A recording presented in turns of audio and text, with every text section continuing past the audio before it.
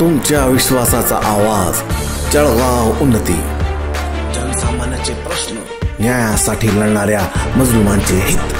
आम्ही नेहमीच तुमच्या सोबत। सत्याला वाचा फोडणारी बातमी, जलद आणि अचूक माहिती मिळवण्यासाठी जळगाव उन्नती न्यूजवर रहा अपडेट।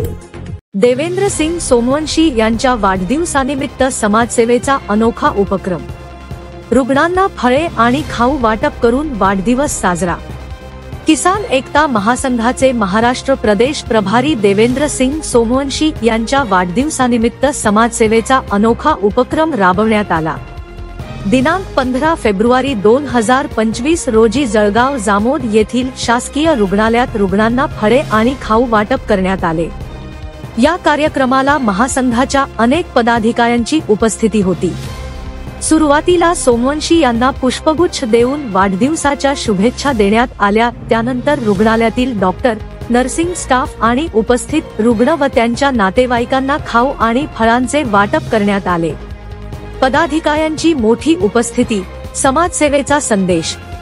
या कार्यक्रमात किसान एकता महासंघाचे महाराष्ट्र प्रदेश अध्यक्ष विधी सेल स्वप्नील राजपूत, उपाध्यक्ष अखररुल्ला खान, विदर्भ अध्यक्ष शमीम देशमुख, विभागीय अध्यक्ष राजेंद्र ससाणे, अमरावती विभागीय अध्यक्षा सौ सरला राजेंद्र ससाणे, जिल्हा सचिव संतोष तिरेराव यांच्यासह अनेक मान्यवर सहभागी झाले।